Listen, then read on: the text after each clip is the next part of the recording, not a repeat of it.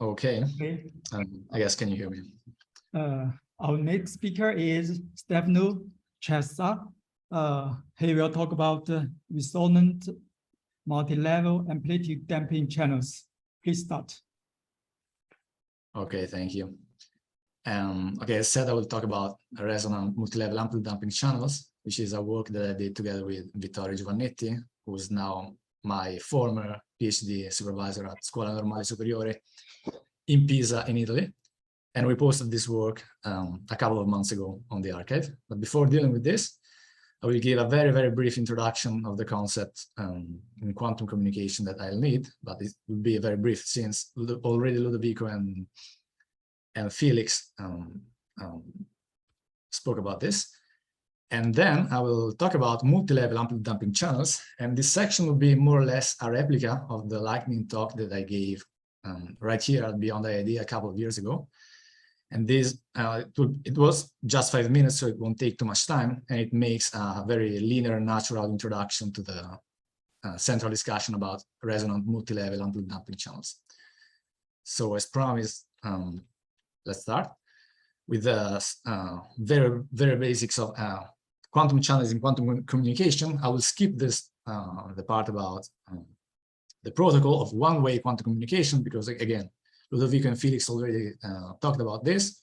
I will just stress the fact that any noisy quantum channel can be expressed as with what is called the Stein spring representation, which is a unitary interaction between the Alice input system, input state, and a sufficiently large environment in a pure state. And making the long story short, the figure of merit to quantify the capability of the noisy communication is given by the current information, which is, as we have already seen today, is the difference in phenomena entropy between the output of the quantum channel and the output of the complementary channel. And the current information is important because through that we define the quantum capacity, which is the maximum achievable quantum information array transmittable per channel use. And the issue with this expression, as you probably know, is that the maximized current information is in general not additive. And so the computation, the actual computation of this expression for the quantum capacity is practically infeasible in general. But this is what makes the task of finding quantum capacities challenging and interesting. But luckily for us, there are properties that Felix already described, like degradability and anti-degradability, that simplify the task. In particular, we say that a channel is degradable if you can express the complementary channel as a composition between the channel and a suitable quantum channel, here represented by delta. And David Arkanshaw showed that for a degradable channel, the maximized current information results to be additive, and so we can switch from the regularized formula for the quantum capacity to a single letter formula for the quantum capacity, which is clearly a big simplification of the task, since we have to maximize the current information only over a single instance of the Hilbert space.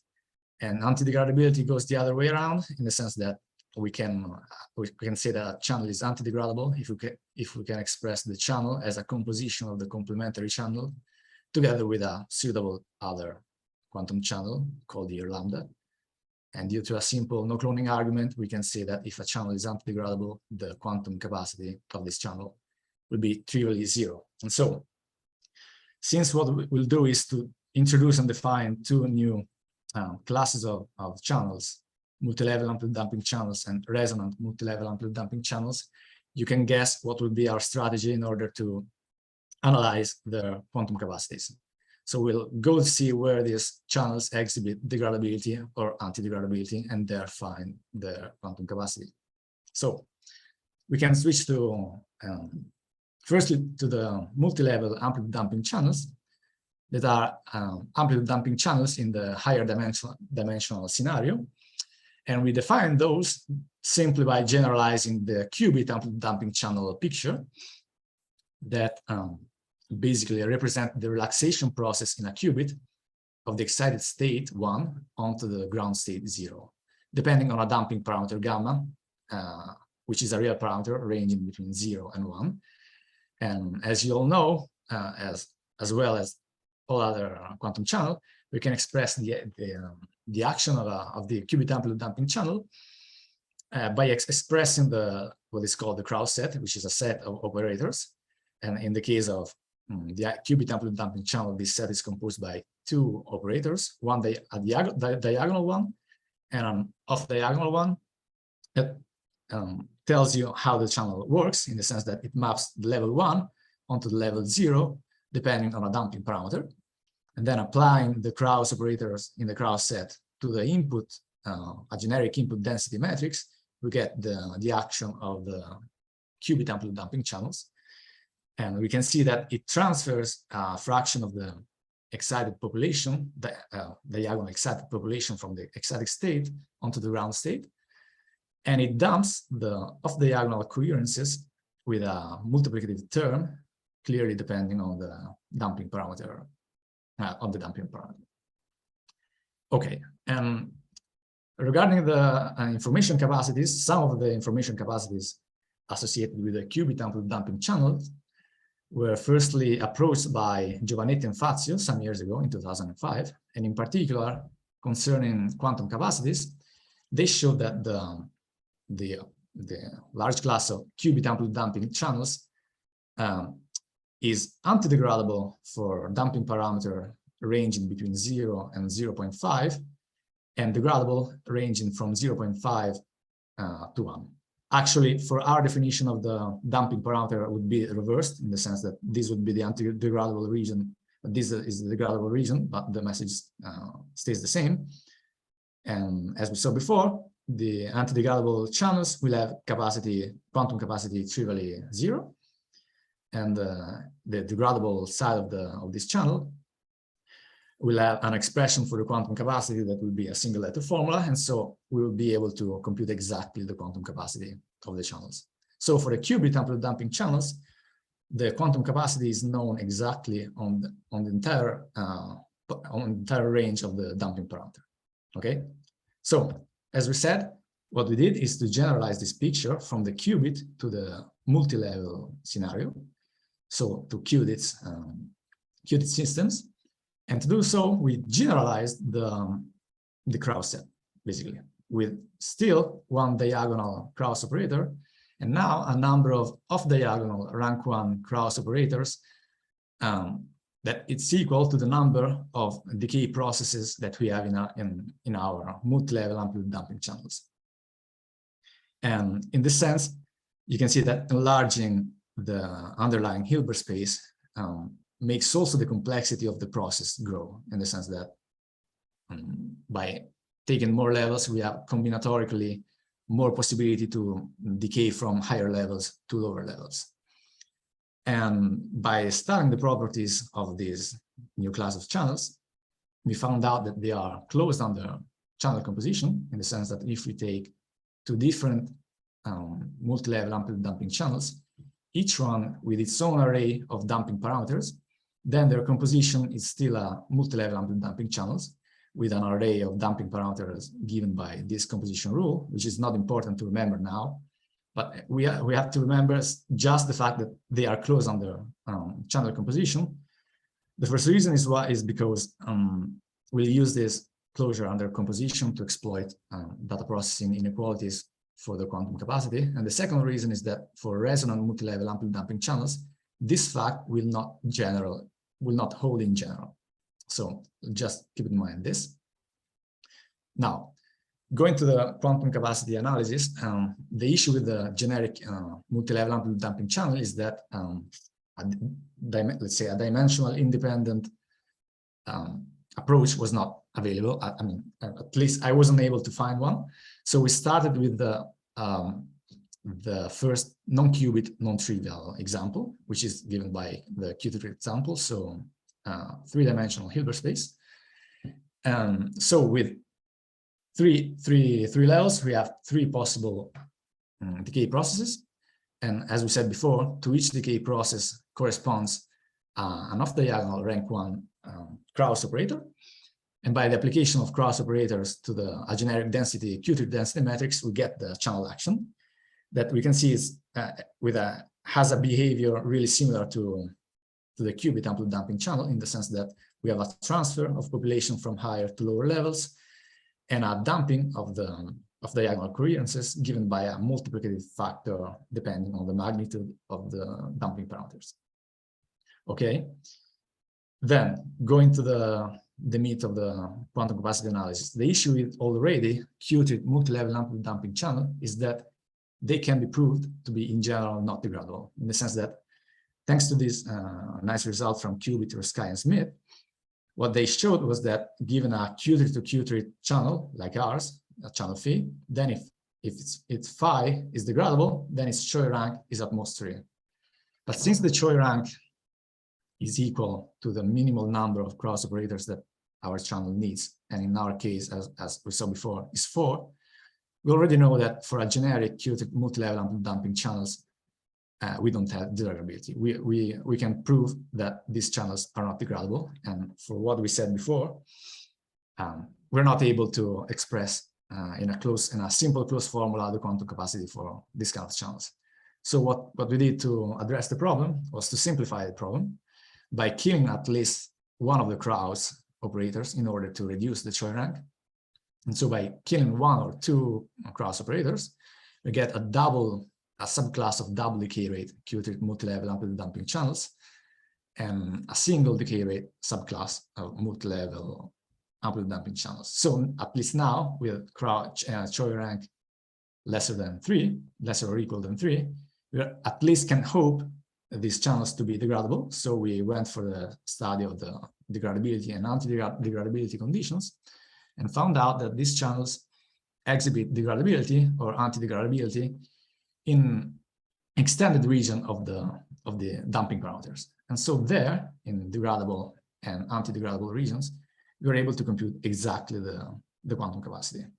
The nice thing that turned out is that by exploiting the data processing inequality, if we got exploiting the closure under composition rules, we were able to extract upper bounds that, compared coinciding with efficiently computable lower bounds, allowed us to express exactly the quantum capacity also for multi-level amplitude damping channels in regions where these are probably not degradable or not anti-degradable. And this is a nice fact for 2 reasons. The first one is that there are very few instances in the literature of channels that behave in this way, for which the quantum capacity is known also in non-degradable and non-anti-degradable regions. And the second reason is that also Q-treat resonant multi-level amplitude damping channels will exhibit a similar feature. So we can directly, now that this introduction is closed, directly jump to the central part of this talk, which is given by resonant multi-level amplitude damping channels. And to understand how we constructed this new class of channels, we'll take a step back and go to analyze the 2 possible channel representation that we saw in this talk. The first one is given by the Stein-Spring representation. As I said before, the Stein-Spring representation tells you that the action of the channel can be seen as a unitary interaction between the input from Alice and an environment in a pure state. And the other one is the Krauss representation, where you express the Krauss set and apply the Krauss operators in order to get the action of the quantum channel. Now, in some way, we could say that the Stein-Spring representation is somewhat more physically explicit, in the sense that in the unitary matrix that you have here, you encode the physics that relates the evolution of the state from Alice to the environment. While the Krauss representation is a little bit more abstract, in the sense that the physics is somewhat hidden in the shape of the Krauss operator, and you just apply them to get the expression for the channel. But this is more or less what we did for the qubit and the multi-level amplitude damping channels. We just took a Krauss set that, again, for multi-level amplitude damping channels has this structure, a diagonal operator, and then a number of diagonal operators for each possible decay process. But equivalently, we could have just tried to specify the Stein-Spring representation. And to do that, we would have needed just to specify the possible transition that occur between the system from Alice and the environment, mediated clearly by the unitary evolution that the Stein-Spring representation gives you. And again, this picture, let's call it a physical picture, is more direct because you can see immediately what kind of processes relate the system to the environment. But also it's more interesting because by looking at this transition, this explicit transition, you can also start trying to play with it in order to understand what happens if you change something in this unitary matrix. And in particular, you can engineer your transition by tuning the damping parameters or choosing different levels to which your initial level will transition in order to get something different. And this is what we did to get what we call then resonant multi-level amplitude damping channels. We just played with the transitions, and what we asked ourselves was in particular, what happens if we constrain the environment? We constrain it in the dimensionality. You can see it here that it's three-dimensional, and we constrain it in the energy spacing, in the sense that in this case now we are considering just system and environment with equally energy spacing, in the sense that these levels, these energy intervals are resonant, and from this resonance comes the name resonant multi-level amplitude damping channels. And you can see that even though the transition that you see in Alice systems are the same as the multi-level amplitude damping channels, now the environment is different because again it's constrained in energy and in dimensionality, but also now it's not like for the multi-level amplitude damping channel where every decay process excited a single different excited level in the environment. Now you have that two different processes in the system from Alice excite the same level into the environment, the same first excited level into the environment. So now the environment is not able anymore to discriminate which one of these two decaying processes happened in Alice system. Okay. And translating this into the Krauss picture, we have still a diagonal operator, a rank 1 off diagonal operator, but now you can see that we have that two of the multi-level amplitude damping channels off diagonal and rank 1 operators have been merged into a single Krauss operator, which is now rank 2. And these two processes that have been merged into the same Krauss operator are exactly those ones that the environment is not able anymore to discriminate. Okay, and clearly these differences in the physical picture and the Krauss picture will reflect also onto the channel action. But again, I want to stress the fact that even despite these two channels onto the Alice system describe something similar, they overall describe a different physical picture. Here we have a 4-dimensional in the Q3 multi-level amplitude damping case for a 4-dimensional environment system. Here we have a 3-dimensional environment. Here there are no constraints regarding the energy spacing of the levels. Here we have resonant levels in the system and in the environment. And also the number of Krauss operators switches from 4 to 3.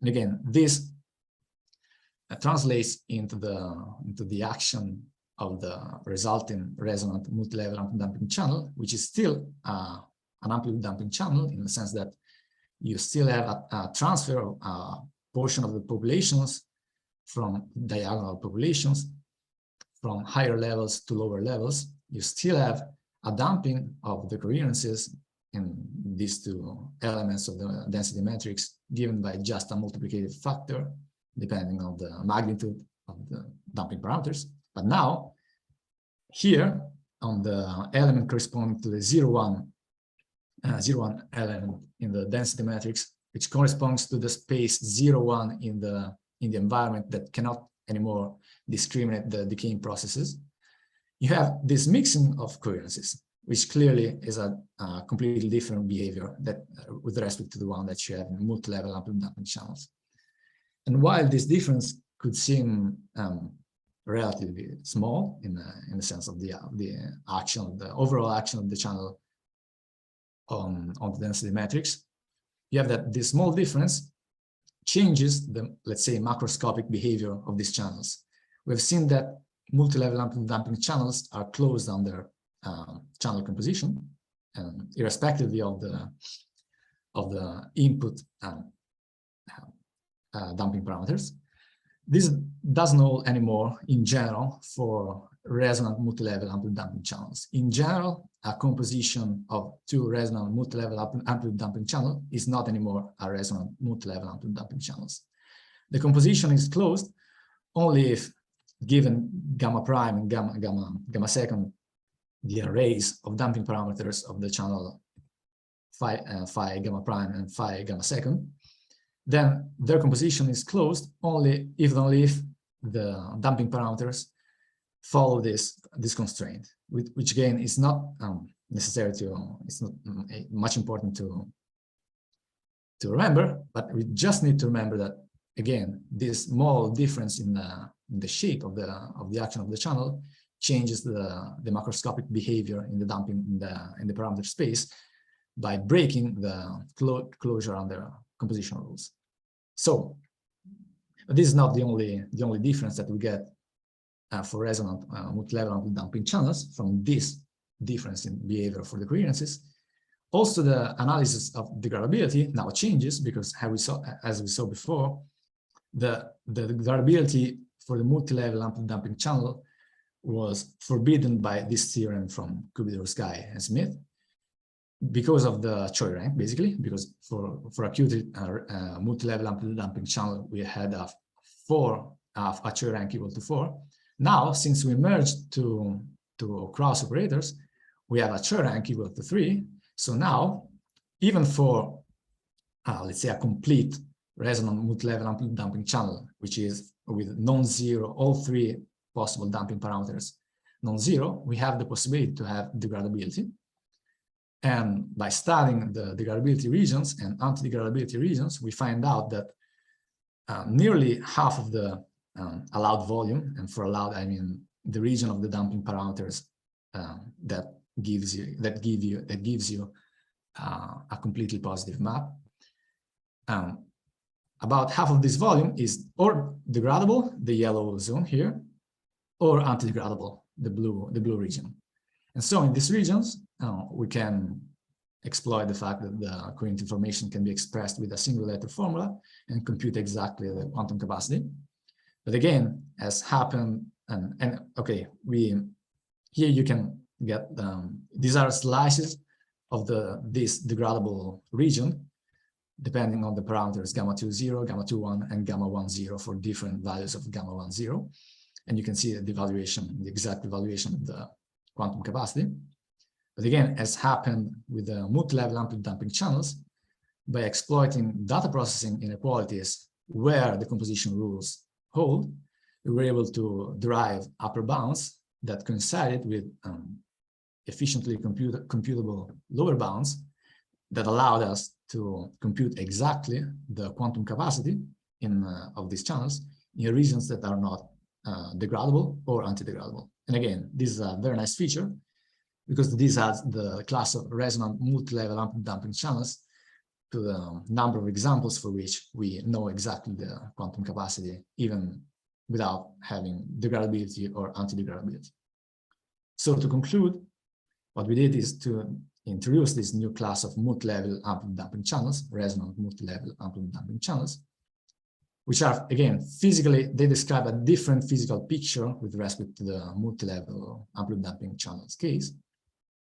We show that these channels can be degradable or anti-degradable for all three, in the Q-tip case, all three damping parameters different from 0.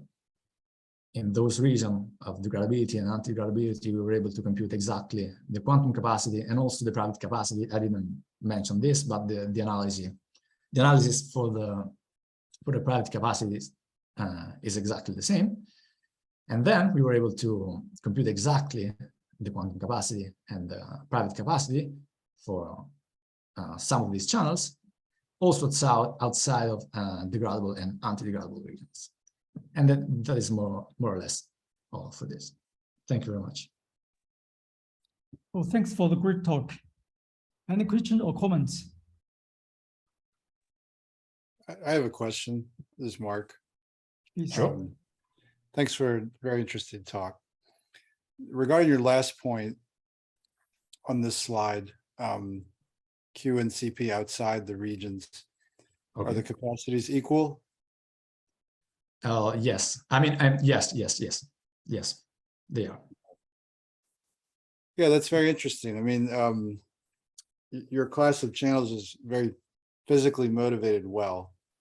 So it's nice to have this result when they're physically motivated and not degradable. Yeah, I mean, we already commented this last beyond the IID, but then I forgot, and I don't know what is the list of channels for which this holds. I guess the platypus channel has been added to this list, but then I don't know how many other channels we find with this kind of feature. And I mean for discrete variables, clearly.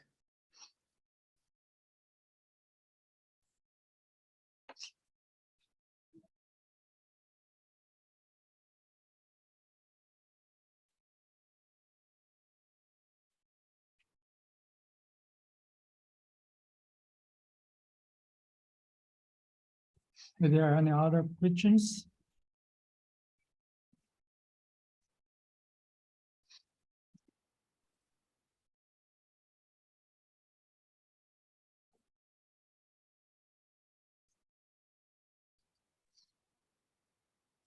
Okay, if no, let's thank Stefano again.